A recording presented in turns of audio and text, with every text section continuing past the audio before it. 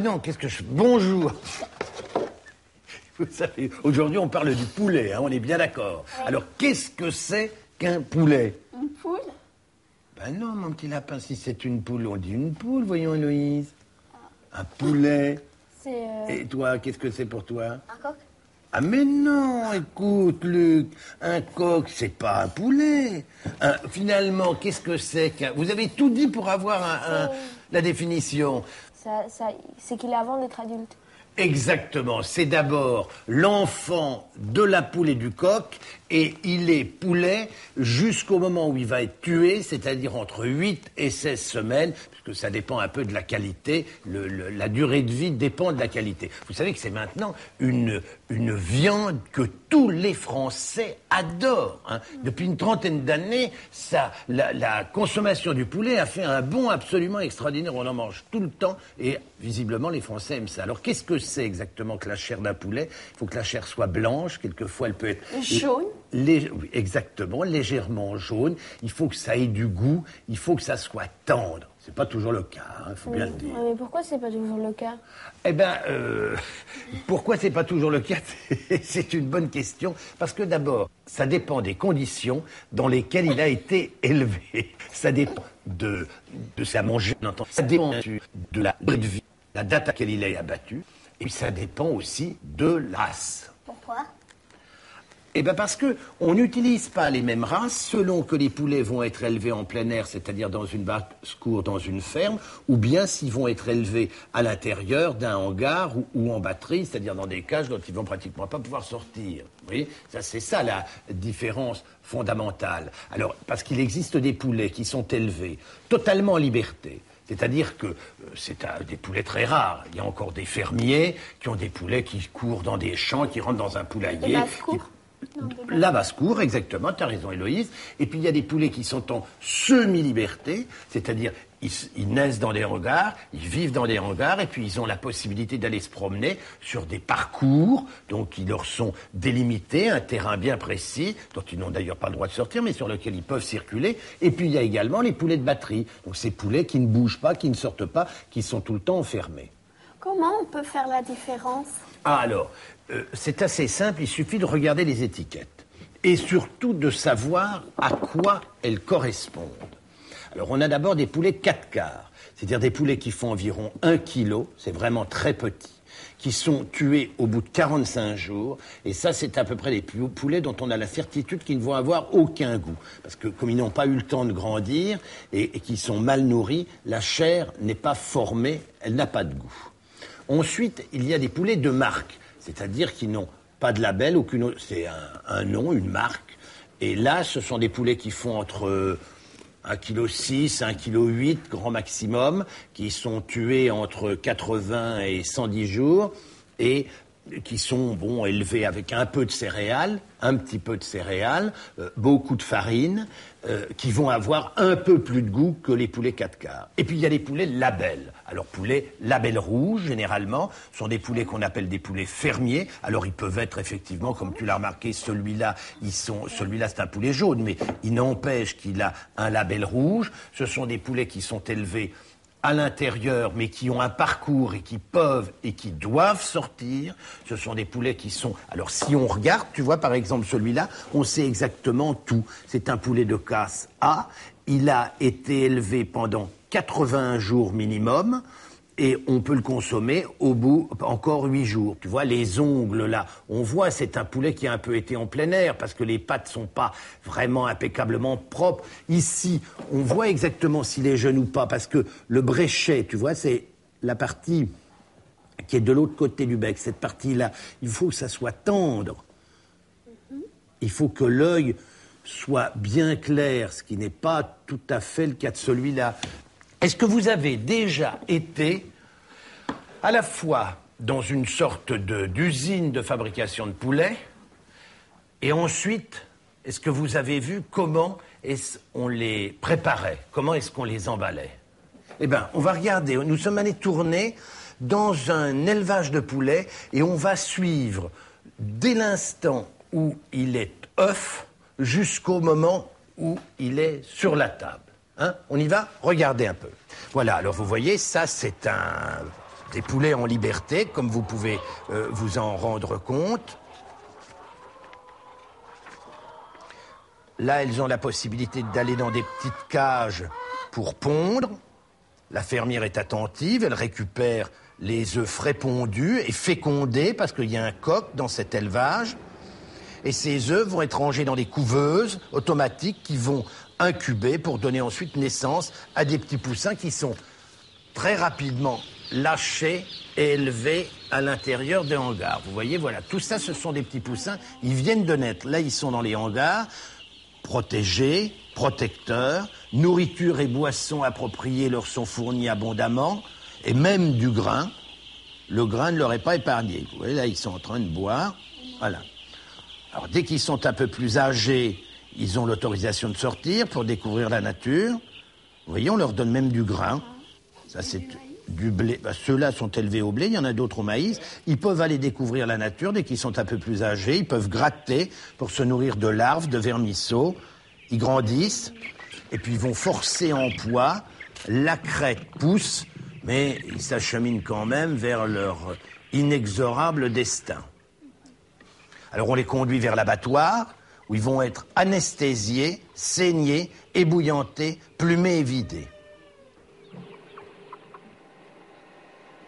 Chaque poulet est bagué pour qu'on puisse reconnaître son origine. On leur coupe la tête, les pattes et on les bride, c'est-à-dire qu'on les met en forme.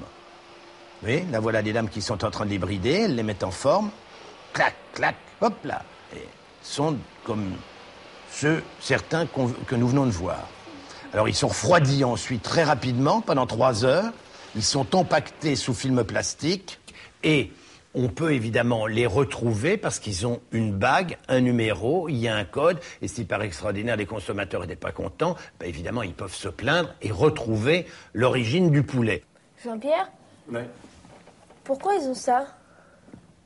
Ah, alors il a ça parce que tu viens de prendre dans la main un poulet très exceptionnel qui est un poulet de Bresse. C'est la seule race de volaille en France qui ait droit à une appellation d'origine contrôlée. Ça veut dire que on ne peut pas, dans cette région de la Bresse, qui est une région proche de Lyon, on doit élever des poulets qui sont de cette race particulière. D'ailleurs, nous sommes allés faire un reportage en Bresse pour que vous voyez comment on élève des poulets, car c'est tout à fait particulier. Alors ça, c'est cette magnifique région qu'est la Bresse. Les poulets arrivent chez le fermier à peine éclos. Ils vont rester enfermés dans ce qu'on appelle une poste-couveuse, où ils vont commencer à se nourrir sous un chauffage.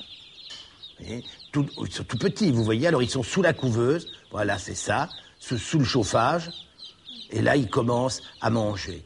Au 35e jour, précisément, quand ils ont 35 jours, le poulet est lâché en liberté, sur une pâture. Regardez comme ils sont mignons. Voilà. Le poulet est lâché sur une pâture. Chacun d'entre eux va disposer d'au moins 10 mètres carrés, chacun 10 mètres carrés. Pendant 9 semaines, il va rester là.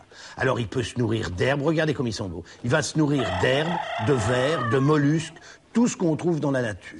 Effectivement, la crête est très rouge. Ah oui, la crête est très très rouge. Même là, Oui, oui, aussi. C'est pas de Alors, le plus mal. vous voyez, ça c'est une poule. Alors, ils vont évidemment pouvoir le soir retrouver un hangar parce que pour la nuit, parce qu'il y a des renards qui les guettent, bien entendu. Vous voyez, ils peuvent rentrer là-dedans. Ou alors, quand il fait très très chaud, les poules n'aiment pas être à l'extérieur, mais sinon ils sont là.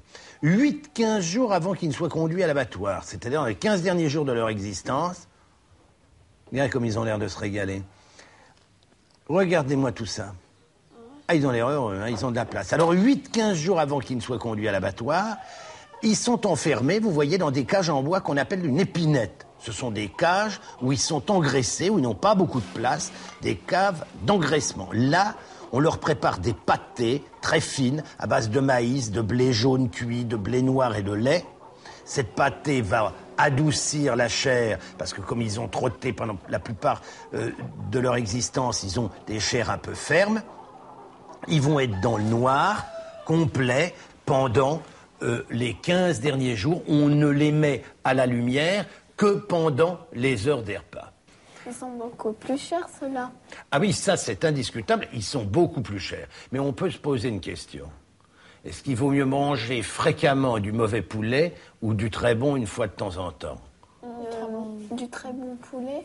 Eh bien, tu sais, c'est ce que nous allons faire. On va prendre un poulet de Bresse et on va aller le cuisiner. Ça vous va? Vous aimez ça, le poulet? Alors, on va y aller. Mettons chacun notre masque et nous allons partir dans la cuisine comme ça pour cuisiner. Alors, je pars le premier, hein? Alors, on va faire notre poulet. Vous avez vu, on a pris celui qui était là, très beau. Nous l'avons fait brider. Brider, ça veut dire qu'il est attaché, vous voyez, avec une ficelle, là, tout autour. Voilà, tu vois? Bon. Alors, on va le faire de la façon la plus simple de la terre. Parce que quand un poulet est de bonne qualité, de bonne origine, qu'il a été bien élevé, avec tout ce qu'il fallait comme alimentation, on se régale. On n'a pas besoin d'autre chose. Tout le reste, c'est du camouflage. Alors, on va le faire à l'estragon. Tiens, toi, tiens dans le poulet comme ça. Et toi, maintenant, Héloïse, tu vas couper des branches comme ça en 4 et tu vas rentrer ça dans le derrière du poulet. Voilà. Vous allez prendre le beurre et vous allez me beurrer ce plat à la main, hein, surtout. Je vais vous mettre un petit peu de beurre là. Allez-y, beurrez, frottez-moi bien le plat. Allez, vas-y, pas trop, parce que sinon ça va être excessif. Prends, voilà, encore ça. Et puis ça, voilà, parce qu'il faut qu'on en ait un petit peu pour mettre dans la sauce. Toi, maintenant, tu vas prendre un petit morceau de beurre, Fred, s'il te plaît. Oui. Vas-y, coupe un morceau de beurre. Et puis tu vas le frotter, le poulet, avec. On va le beurrer. Bien partout. Voilà, on prend bien comme ça, on touche. Vous voyez, on a un vrai plaisir à toucher le poulet, là, sa chair est bien dodue. Allez, maintenant, regardez ce que vous faites. Vous prenez le sel, regarde. Tu ne peux pas faire plus simple que ça. Tourne-le-moi. Alors, tu vois, là, le sel va rester sur le beurre. Un petit peu de poivre. Voilà, tourne-le. Encore. Retourne-le. Voilà, on le met dans le plat. Mets-le dans le plat. Laissez Héloïse mettre son poulet dans le plat. Voilà. Pour pas qu'il attache, bien qu'on ait mis... un tout petit... Oui, laisse-le, le beurre. Voilà, tu le laisses. T'en as dans la main, toi aussi? Non, eh ben, tu vas le laisser, là. Il y en a un bout, là, un gros bout. Eh ben, mets-le aussi. Tiens, non. Voilà. Non, tu le laisses comme ça, voilà. Ça, vous voyez, on peut pas faire plus simple, hein, jusqu'à présent. Ouvre-moi le four, attention de ne pas te brûler, ouvre-moi le four tout doucement. Et voilà, on va le mettre là. Alors, il va cuire doucement. Le parfum de l'estragon va commencer à se répandre dans toutes les chairs. Et quand on va le manger, on va avoir du bon poulet avec en plus un goût d'estragon. De temps en temps, tous les quarts d'heure à peu près, on va le retirer et on va l'arroser. Alors, regarde. Attention. C'est chaud. Ah bah oui, ça, c'est chaud. Tu t'imagines bien que, Dieu merci, c'est chaud. Voilà. Attention, ne vous brûlez pas. Referme le four. Oui, très bien. Alors, vous savez ce qu'on fait là maintenant? On arrose. Vous sentez, regardez, déjà le parfum d'estragon? Ça sent Hein? bon, hein. Tu sens ça? Ça sent bon, oui. Alors, regarde, tu prends et tu l'arroses.